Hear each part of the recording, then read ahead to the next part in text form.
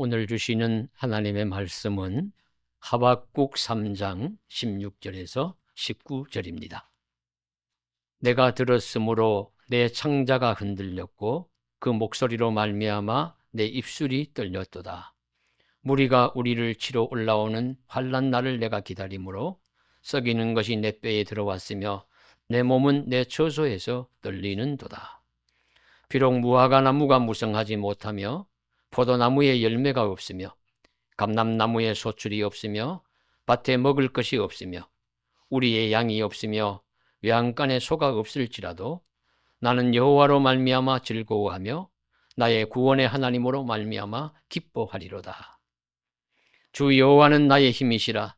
나의 발을 사슴과 같게 하사 나를 나의 높은 곳으로 다니게 하시리로다. 이 노래는 지휘하는 사람을 위하여 내 수금에 맞춘 것이니라. 아멘. 체코의 작가인 밀란 쿤데라가 이런 말을 했다고 합니다. 인간은 사춘기가 무엇인지 모르면서 사춘기를 맞고 어른이 무엇인지 모르면서 어른이 되며 늙음이 무엇인지 모르면서 늙음을 맞는다. 존재의 저 위쪽에 가득 찬 삶의 요소들이 우리의 운명을 매 순간 새롭게 결정짓는 것을 우리가 어떻게 다 알고 사는가? 일리 있는 말이죠. 계단을 내려오다가 발을 삐끗해서 불행하다고 생각했는데 그것이 오히려 자동차 사고를 면하기도 합니다. 기분이 좋아서 너무 빨리 걷다가 오히려 다치는 재앙을 당하기도 합니다. 이런 것들이 셀 수 없이 많이 모여서 한 인간의 생애를 구성합니다. 삶이라는 것이 이렇게 많은 순간과 순간이 연쇄작용하여 오늘 우리는 이 자리에 놓이게 있었음을 인정하지 않을 수 없습니다. 그것을 세상에서는 운명이라고 하고요. 우리 기독교에서는 하나님의 섭리라고 합니다. 하나님의 세밀하신 인도하심, 하나님의 계획하심이라고 부르는 것이죠. 그런데 사람 중에서 선지자라고 불리는 자들이 있는데 그들은 어떤 사람들이냐 하면은 그들은 일반 존재의 위쪽에서 역사하시는 하나님께 질문하는 자들이라고 할 수 있습니다. 일반 세상에서 일어나는 일들에 대한 것을 위에 계신 하나님의 오묘하신 섭리가 작용하는 것이라는 믿음을 가지고 이 세상에서 일어나는 일들에 대하여 하나님께 질문하고 응답을 듣고 깨달은 것을 사람들에게 전하는 역할을 선지자들이 한다고 할 것입니다. 그런데 성경의 선지자들은 각기 강조하는 것, 특징이 조금씩 다릅니다. 그래서 별명이 붙여져 있는 선지자들이 있습니다. 정의를 관심이 많고 정의를 많이 선포했기 때문에 아모스는 정의의 선지자라고 이름이 붙여지고 하나님의 놀라운 사랑을 전하기에 호세아는 사랑의 선지자라고 불립니다. 나라가 멸망함에도 하나님의 뜻을 헤아리는 사람과 의로운 사람이 없음을 안타까워서 애통하면서 우는 선지자였기 때문에 예레미야는 눈물의 선지자라고 불리우고 왕실의 일원으로서 우리 선지자 역할을 감당했기 때문에 이사야는 왕궁의 선지자라고 별명이 붙여져 있습니다. 그러면 오늘 말씀에 하박국은 별명이 무엇일까요? 제가 이름 붙이기는 질문의 선지자다. 하나님 앞에 어려운 문제들을 놓고 치열하게 질문해서 대답을 구하는 질문의 선지자. 우리 구약의 도마 같은 자가 바로 하박국이라고 볼 수 있습니다. 그는 하나님께 세상과 인생의 문제를 치열하게 따져 묻고 씨름하는 삶을 살았습니다. 그래서 결국에는 질문에 대한 대답을 들었고 그 들은 것에 대해서 깨달음을 사람들에게 증거를 했습니다. 그 하박국의 치열한 질문과 그에게 들려주신 대답이 무엇인지 또 하나님의 해답에 대한 하박국의 반응과 깨달음은 무엇인지를 오늘 들어보기를 원합니다. 하박국의 질문을 세 가지로 나누어 보았습니다. 하나는 하나님은 왜 불러도 응답하지 않으십니까? 하나님은 기도해도 응답도 아니하시고, 어떤 경우에는 질문을 해도 대답도 아니하시고, 침묵하시는 하나님. 그 하나님에 대해서 왜 하나님은 침묵하십니까? 왜 하나님은 아무 대답도 없으십니까? 이렇게 이제 질문하는 것이죠. 우리 하박국 1장에 1절, 2절 보시면 내가 불러도 대답지 아니하시고 부르짖어도 응답하지 아니하시니 어찌 된 일입니까? 이렇게 이 하박국이 하소연을 해요. 그래서 하나님 응답하시지 아니하시는 침묵하시는 하나님에 대한 질문이 하박국의 첫 번째 질문입니다. 그 다음에 두 번째 질문은 세상에 악이 많은데, 세상에 패역함이 많은데, 세상에 불의함이 많은데도 하나님은 가만히 보고만 계십니까? 이런 질문을 합니다. 정의로운 하나님이 살아계시면 악은 소멸되고 해체될 것인데, 선한 일들이 잘 되어야 할 것인데, 악한 일들과 정의롭지 못한 일들이 세상에 이렇게 횡행하는데 하나님 가만히 어찌하여 두고 보고만 계십니까? 이런 질문이에요. 엔도 슈사코의 침묵에서 신부 세바스티앙 로드리고는 질문합니다. 왜 고통받는 신자들을 그냥 두고 보고만 계십니까? 하나님을 믿다가 붙잡혀가지고 체포되어서 바닷물이 몰려오는 곳에 나무 막대기에 붙잡아 메어놓고 그냥 이렇게 물이 덮쳐가지고 죽게도 하고 온갖 악행을 저질러서 죽게 하는데, 그 죽음을 보고 그 한 신자들이 부르짖는데도 아무 세상은 그냥 돌아가고 있으니까 이 하나님 어찌 이렇게 가만히 계십니까? 행동하지 않으십니까? 이 질문하는 겁니다. 하박국은 당시 남유다에서 벌어지는 폭력과 불의가 넘쳐나는데도 가만히 계시고, 그러므로 공의가 잘 실행되지 않음에 대해서 탄원하는 것입니다. 남유다 말기의 여호야김 시대에 활동했던 하박국 선지자는 여호야김 왕이 포악과 불의와 부패로 나라를 다스리고 자신의 이익을 위해서 백성을 억압하고 선지자들을 핍박하는데도 가만히 보고만 계시는 것 같아요. 백성들은 우상을 숭배하고 하나님의 말씀을 듣는 것을 거부하는데도 가만히 두고 보고 계시는 하나님께 의문을 표하는 것입니다. 세 번째 질문은 더 나아가서 악인이 의인을 해치고 불의한 나라가 자기보다 덜 불의한 나라, 더 정의로운 나라를 이기고 그들을 학대하고 지배하느냐. 이제 구체적으로 남유다가 죄를 지어서 하나님 앞에 벌을 받아요. 근데 하나님이 누구를 들어서 벌을 주시느냐 하면 더 악한 민족이고 더 불의한 민족인 갈대아 민족인, 그러니까 바벨론을 들어가지고 하나님의 택한 민족을 벌을 주시는 겁니다. 그래서 이렇게 따져보면은 그래가 유다가 불의하고 죄를 지어도 이 바벨론만큼은 하지 않는데 더 악한 바벨론을 들어가지고 자기보다 더 의로운 나라를 심판하시니 이게 어찌 된 일입니까? 이런 이제 불만, 부당함, 그러한 것이 합당한지 질문하는 것입니다. 그래서 하박국은 하나님의 침묵에 대해서, 불의와 강포가 버젓이 행해지는 세상을 두고 보시는 하나님의 존재에 대해서, 더 악한 자를 들어서 덜 악한 자를 심판하시는 부당함에 대하여 항변하고 질문합니다. 그런데 이 세 가지 질문에 대해서 하나님이 하나하나 대답해 주십니다.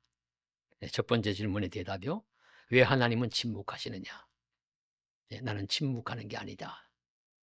내가 대답해 줄 것이다.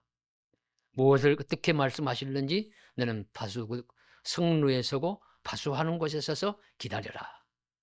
그렇게 말씀하세요. 그래서 하박국이 파수하는 곳에 성루에 서가지고 기다립니다. 하박국이 이 성루를 지키는 파수꾼이었는지는 확실하지 않습니다. 영적인 파수꾼을 의미하는지 정말로 파수꾼이었는지 알 수 없지만 분명한 것은 우리 믿는 성도나 선지자의 자리는 성루라는 곳입니다. 파수하는 곳이라는 곳입니다.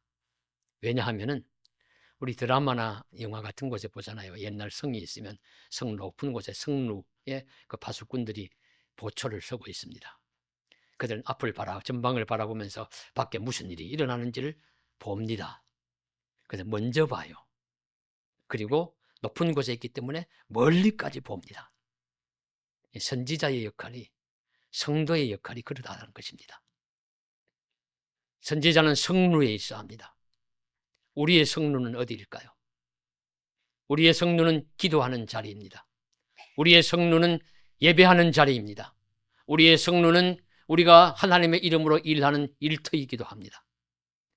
그런 곳에서 하나님의 성루에 선 것처럼 파수하는 자가 되어가지고 깨어서 앞을 내다보면서 잘 바라보면서 먼저 바라보고 멀리까지 볼 수 있는 자가 하나님의 선지자요 성도의 사명이다 하는 것을 가르쳐 주시는 것입니다. 하나님은 가만히 계시는 것이 아니라 활동하세요. 움직이시는데 그걸 먼저 보는 자가 선지자, 그리고 멀리까지 내다보는 자가 선지자, 성도다 하는 것을 이제 가르쳐 주십니다. 그래서 우리의 자리도 성루가 되어야 합니다. 우리가 믿음으로 임하는 일터든지 기도의 처소든지 예배의 자리가 성루가 되어야 합니다. 각자의 성루에서 신실하게 근무하는 한 사람의 파수꾼으로서 기도하며 말씀 보고 예배하는 성도가 되어야 할 것입니다. 그리하여 하나님이 하시는 일들을 먼저 보기를 원합니다. 세상에 일어난 일들을 멀리 바라볼 수 있기를 원합니다. 그리하여 정확하고 지혜로운 판단자가 될 수 있기를 주님의 이름으로 간절히 소망합니다.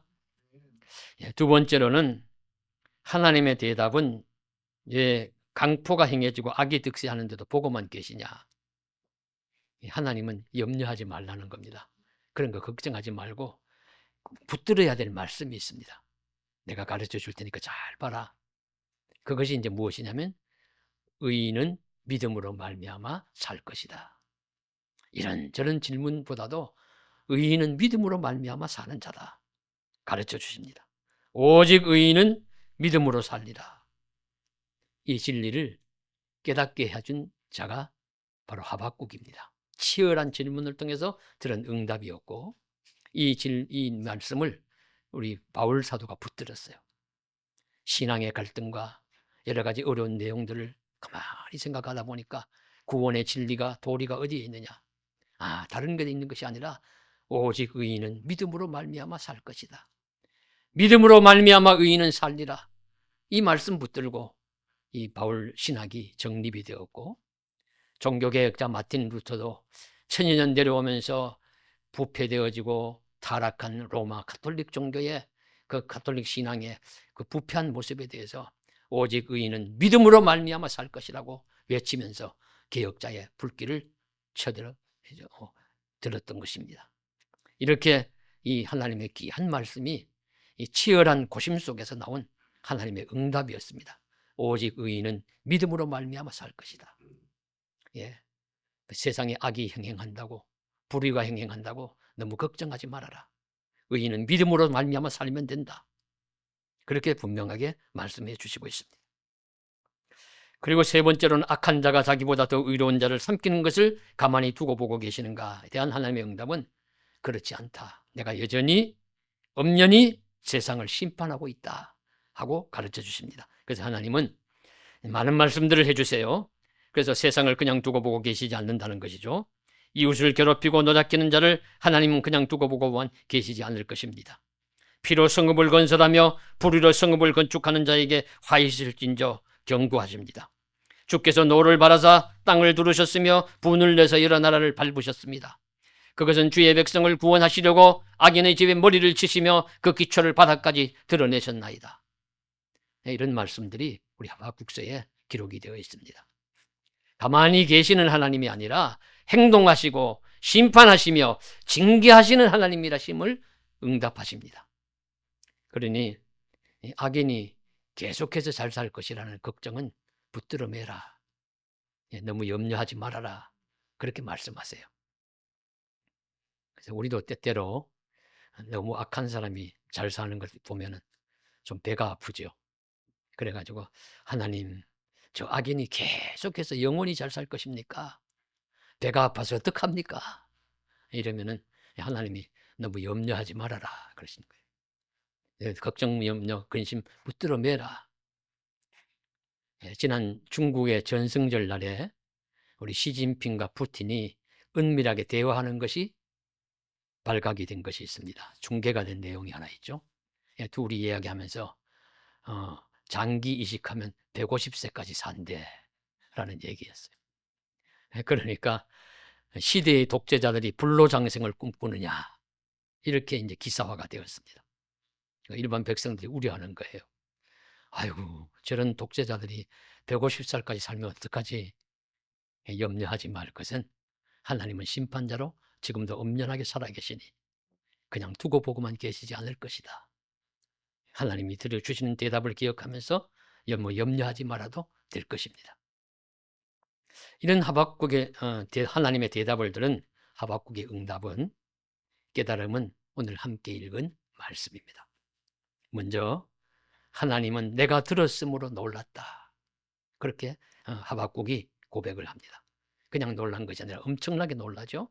창자가 흔들리고 입술이 떨리고 썩이는 것이 내 몸에 들어오는 같은 놀라움이 일어났다. 당연한 반응입니다. 우리가 하나님의 응답을 들으면 놀랄 것입니다. 먼저 놀랍니다. 삼손의 부모도 하나님의 말씀을 들었어요. 계시를 받았어요. 뭐 나실인이 될 것이다. 아들 머리에 삭도를 대지 말고 독주를 마시게 하지 말고 이스라엘의 위대한 인물이 될 것이다. 그런 계시를 받고 나서는 계시를 준 분이 하나님인 줄 알았어요. 그래서 삼손의 아버지인 마노아가 자기 아내에게 이런 말을 합니다. 마노아가 그의 아내에게 이르되 우리가 하나님을 보았으니 반드시 죽으리로다.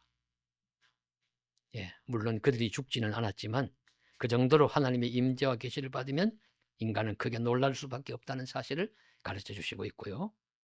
선지자들 중에도 에스겔 같은 선지자, 예레미야 같은 선지자, 이런 선지자들은 수시로 말씀을 받습니다. 말씀을 받고 엎드려 혼절한 듯이 있다가 깨어나서 말씀을 증거하고 하듯이 너무 놀라가지고 하나님이 말씀하실 때 기절한 것처럼 되었다. 그런 이제 말씀들이 나오기도 하고요. 중세의 어떤 수도사가 하나님 한 번만 제 보게 해주십시오, 응답해 주십시오 하면서 그렇게 날마다 기도했는데 하나님이 정말로 나타나시니까 그만 기절해버리고 말았대요. 그런 이야기도 있습니다. 정말로 하나님이 나타나시고 응답하시면 우리는 놀랄 수밖에 없습니다. 그런데 하나님이 나타나시면 놀라운 일이지만 우리를 죽이거나 해치고자 하심이 아니라 말씀을 주시고 생명을 주시고 은혜를 주시려고 오실 것입니다. 아브라함에게, 야곱에게, 모세에게, 기드온에게, 많은 선지자들에게 나타나신 하나님은 그들을 해치려고 하신 게 아니요, 은혜 주시려고, 말씀 주시려고, 무엇인가를 깨우쳐 주시려고 나타나셨습니다. 그래서 하나님이 임재하시면 우리 삶이 변화가 되는 경우가 많이 있습니다. 그래서 이제 종종 여러 번 말씀드린 것 같은데요. 무진기행의 책으로 유명한 소설가 김승옥 씨가 하나님을 만난 장면은 너무 생생합니다. 이분이 유명한 글을 잘 쓰는 소설가로서 자기가 만난 체험을 내가 만난 하나님이라는 책에 기록을 했기 때문에 읽으니까 아주 생생하게 기억이 되고 감동이 되었어요.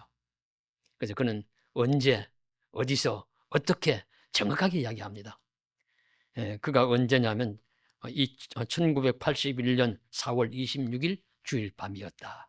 이렇게 이야기합니다. 어디서? 강남구청역 해청 아파트에 살 때였다. 그리고 시간까지도 이야기합니다. 밤 12시 반까지 평소에 하던 대로 책을 읽다가 잠이 들었는데 서너 시경에 무슨 인기척 소리가 나가지고 잠이 깨었는데 어둠 속에서 하얀 손 하나가 이렇게 백옥처럼 하얀 빛깔로 손가락이 쭉 뻗은 남자의 손 하나가 자기의 가슴을 향해서 샥 들어오더라는 거예요. 그래 깜짝 놀라서 누구요? 그러니까 나는 하나님이다. 이렇게 음성으로 대답을 하시더란 겁니다. 그래서 자기도 너무 놀란 거예요. 이 의심이 많고 자기 아내는 열심히 교회를 다니는데 거기에 그냥 구경꾼 삼아서 뭐 다니면서 이런 정도 지금 그런 상황이고 자기는 무신론자고 그리고 알코올 중독자고 그런데 그런 자에게 하나님이 임재하셔서 이렇게 나타나서 나는 하나님이다 하는 음성으로 들려주신 거예요. 그래서 얼마나 놀랐는지 놀라가지고 그저 깨닫기를 하나님은 내 안쪽에 존재하고 계시는구나. 성경은 진실이었구나. 하나님은 정말 살아계셔서 사람의 음성으로도 대답하실 수 있구나. 이런 근심 저런 의심으로 억제할 줄 모르는 나에게 하나님은 당신의 모습을 보여주셨구나. 나에게 살아갈 용기를 주시기 위해서 나에게 오셨구나. 이렇게 하면서 그러면 눈물이 펑펑 쏟아지고 그렇게 해서 자신의 뭐 조금 더 이야기 나가보면요. 그리고 그 다음날 아침에 그런 하다가 울다가 잠이 들었대요. 잠이 들어가지고 그 다음날 아침에 깨가지고는 또 아침을 먹으면서 평소에 하던 습관대로 소주를 갖다 놓고 반주를 했답니다. 근데 소주를 먹는 순간에 그것이 독약처럼 써서 먹을 수 없더라는 거예요. 그래서 알코올 중독이 끊어지고 그런 소설가가 아니라 하나님의 말씀의 간증자로서 그 이후로 살아가는 그런 이야기가 적혀 있었습니다. 하도 생생하게 기록이 되어서 잘 잊지 않고 기억되는 부분인데요. 하나님은 이처럼 하나님의 임재를 보거나 하나님의 음성을 들으면 사람은 놀랄 수밖에 없습니다. 놀라고 난 다음의 모습은 통회하며 자복하며 눈물의 강을 이룰 수도 있고 또 달리 하박국처럼 즐거움과 기쁨의 함성을 지를 수도 있습니다. 우선 우리는 하나님의 우리 기도에, 우리의 질문에, 우리의 간구에 응답하시면 놀란다는 사실을 확인하시길 바랍니다. 그 놀라움을 종종 체험할 수 있기를 원합니다. 하나님은 우리를 벌하시고 남물하시기 위해서만 오시는 것이 아니라 많은 경우에 용서하시고 하나님 우리의 질문에 대답하시고 의문이나 문제를 풀어주시려고 우리에게 은혜 주시려고 오실 것입니다. 이 사실을 믿고 하나님의 임재와 응답을 사모하는 저와 여러분 되시기를 주님의 이름으로 간절히 소원합니다. 둘째로 하박국이 깨달은 것은 나에게 직접적인 해결이 없을지라도 어려운 문제에 대한 내가 원하는 해결이 없을지라도 주 하나님이 나와 함께 하신다는 사실만으로도 충분히 기뻐하고 즐거워한다. 바로 17절, 18절 말씀입니다. 비록 무화과 나무가 무성하지 못하며 포도나무에 열매가 없으며 감람나무에 소출이 없으며 밭에 먹을 것이 없으며 우리의 양이 없으며 외양간에 소가 없을지라도 나는 여호와로 말미암아 즐거워하며 나의 구원의 하나님으로 말미암아 기뻐하리로다. 가장 본질적인 것, 가장 중요한 것, 가장 원론적인 것이 구비되고 해결되면 다른 것이 부족하고 없을지라도 충분히 기뻐하고 즐거워하며 살아갈 수 있다는 말씀입니다. 어떤 가정에 출근하는 남편을 보고서 아내가 이런저런 이야기를 해요. 아유, 오늘 우리 아들 내일 등록금이 없어. 아파트 관리비도 내야 돼. 겨울이 다가오는데 따뜻한 옷도 사야 돼. 어머니가 아픈데 병원에도 모시고 가야 돼. 이 이야기를 듣다가 남편이 하는 말이 무슨 말 하는 거요? 돈 없다는 얘기 아니야. 그러면서 주머니에서 충분히 쓸 수 있는 카드를 꺼내주거나 돈을 한 보따리 탁 안겨주면 이거 문제가 해결될 문제입니다. 이런 어려움은 돈이 문제입니다. 돈이 원론이에요. 지난 주간 생명의 삶 묵상 엑세에 이런 글이 하나 있었습니다. 성경은 총론이다. 하나님이 우리를 사랑하시고 세상과 인생을 구원하신다는 말씀이 들어있는 것이 성경이고 그런 것들을 다 기록해 놓으셨다는 것이죠. 근데 문제는 일상에서 선택의 순간마다 성경에서 직접적인 답을 찾기가 어렵다는 겁니다. 왜냐하면 우리의 삶은 강론입니다. 강론이 총론이 있으면 총론에 강론을 대입하면 해답을 잘 찾기가 어려워요. 그래서 성경이 총론이기 때문에 우리 일상은 강론이기 때문에 해답을 찾기 어렵지만은 사실상 이 총론을 확실하게 믿으면은 이 강론이 해결된다는 것입니다. 그래서 이제 드는 예가 무엇이냐면은 이런 예를 들어요. 남편의 입장에서 아내의 기준을 맞추는 것은 참 어렵다. 세탁물을 바르게 놓지 않는 것부터 식사할 때 자세도 집안일을 할 때도 이런저런 마음에 들지 않는 것을 트집 잡히고자 하면 끝이 없다. 남편의 입장에서 도대체 어떻게 해야 그 모든 요구를 맞출 수 있을까? 이게 이제 강론이라는 겁니다. 근데 이 강론을 해결할 수 있는 간단한 해결점이 있는데 그 해답이 무엇이냐면 아내를 뜨겁게 사랑하면 된다. 그러면 사랑하면 돕고 싶고 이해하고 싶어질 것이다. 이것이 총론이다. 총론이 해결되면 강론이 저절로 또 해결된다는 말씀을 하고 있습니다. 총론이 충족되면 강론을 다 덮고 수용할 수 있다는 이야기입니다. 하박국이 듣고 깨달은 것도 바로 이것이죠. 하나님 앞에 질문합니다. 하나님이 대답해 주셨어요. 그런데도 주변을 보면 여전히 내게는 해결되지 않은 문제들이 있습니다. 하나님이 분명히 살아계시고 역사하시고 심판하시고 응답해 주시고 다가오시는 분이신데 내게 문제가 해결되지 않고 그대로 있어요. 그러나 하나님이 오시고 나와 함께 하신다는 것이 분명하기 때문에 무화과나무에 열매가 없고 포도나무에 열매가 없고 소출이 없고 감람나무에 열매가 없고 우리의 양이 없고 외양간에 소가 없을지라도 나는 여호와 하나님으로 인하여 기뻐하고 즐거워하리로다. 하나님 한 분이 나와 함께 계심으로, 만군의 여호와가 나와 함께 계심으로 다른 모든 것들이 시간 문제지 언젠가는 분명히 해결될 것을 믿으며 하나님 앞에 즐거워하고 기뻐하고 감사하고 찬양할 수 있다는 그런 말씀을 분명하게 증거하고 있는 것입니다. 우리가 믿음이 분명하고 강해지면 환경이나 소유의 유무에 관계없이 하나님 한 분만으로 충분합니다. 우리 고백할 수 있습니다. 우리 송명희 씨, 우리 내성마비 유명한 우리 시를 지었고 우리 찬양이 되었죠. 나 가진 재물 없으나, 나 남이 가진 지식 없으나, 나 남이게 있는 건강 있지 않으나, 나 남이 갖고 있지 않는 것 가졌으니, 나 남이 못 본 것 보았고, 나 남이 듣지 못한 음성 들었고, 나 남이 갖지 못한 사랑받았고, 나 남이 모르는 것 깨달았네. 공평하신 하나님이 나 남이 갖는 것 나 없지만 충분히 나에게 채워주시고 나를 사랑하시고 나를 붙들으신 하나님이 계시기 때문에 나는 기뻐하고 만족하고 감사하고 찬송할 수 있느라고 고백합니다. 성경의 또 하나의 질문의 인물인 욥도 그래요. 욥은 고난의 인물이잖아요. 근데 욥이 마지막에 회복되는 것을 보면은 욥이 먼저 건강이 회복되고 재물이 회복되고 사람들의 관계가 회복되고 가족이 회복되는 것이 아니라 하나님과의 관계가 먼저 회복됩니다. 그래서 욥기 42장 5절에 보시면 뭐라고 말씀하시냐면 내가 죽기에 대하여 귀로 듣기만 하여 싸우나 이제는 눈으로 주를 배움나이다. 그러므로 내가 스스로 거두어드리고 티끌과 제 가운데서 회개하나이다. 이것은 주님 한 분이면 충분하다는 뜻입니다. 그리고 나니까 자신도 모르게 몸에 병도 나았고 사람들과 이웃과의 관계도 회복되고 재물도 다시 풍요해지고 가족도 회복됩니다. 오늘날 우리들도 믿음 생활을 한다고 하지만 이것도 모자라고 저것도 없을 수 있어요.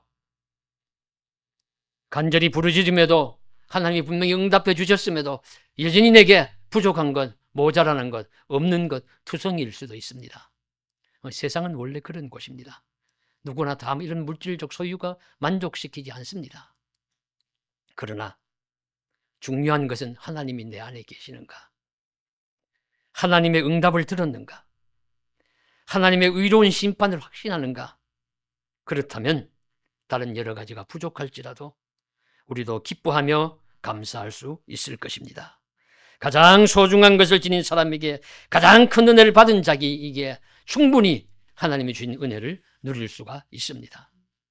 그러자여 하박국은 결국 하나님께 찬송으로 즐겁게 화답하며 영광을 돌리면서 끝을 맺습니다. 주 여호와는 나의 힘이시라 나의 발을 사슴과 같게 하사 나를 나의 높은 곳으로 다니게 하시리로다. 사슴의 발이 그렇게 튼튼하게 보이지 않지만 의외로 펄쩍펄쩍 잘 뛰고 높은 곳을 잘 다닌대요. 그래서 안전한 곳에 자리를 잡아서 자기를 보호하기도 하고 민첩하기도 하고, 그래서 사슴의 발과 같게 하사 나로 높은 곳을 다니게 하시리로다. 힘들고 어렵고 환난 많고 고통 많은 이 세상 살아가지만 하나님이 함께 하시니, 주 여호와께서 나의 하나님이 되시니 내가 나의 발을 사슴 가깝게 하셔서 결국에는 높은 곳을 다니게 승리하게 하시고 영광의 하나님을 찬양하게 하실 것이라는 그 믿음을 가지고 살라고 우리들에게 가르쳐 주십니다. 이 믿음을 가지고 주의 은혜 가운데 살아가는 저와 여러분 되실 수 있기를 주님의 이름으로 간절히 축복합니다. 기도드리겠습니다. 사랑하는 하나님, 우리의 발도 사슴과 같게 하여 주사 높은 곳을 다니며 찬송하게 하여 주옵소서. 무화과 열매가 부족하고 감람나무에 소출이 없고 포도나무에 열매가 없고 우리의 양이 없고 외양간에 소가 없을지라도, 또 우리 텃밭에 곡식이 좀 때로는 잘 자라지 못하는 시절이 있더라도 그래도 여전히 여호와 하나님으로 말미암아 즐거워하고 기뻐하는 우리의 믿음의 삶이 되게 하여 주시옵시고, 결국에는 높은 곳을 다니며 승리케 하실 하나님을 찬양하는 은혜의 삶을 살아갈 수 있도록 축복하여 주시옵소서. 예수님 이름으로 간절히 기도드리옵나이다. 아멘.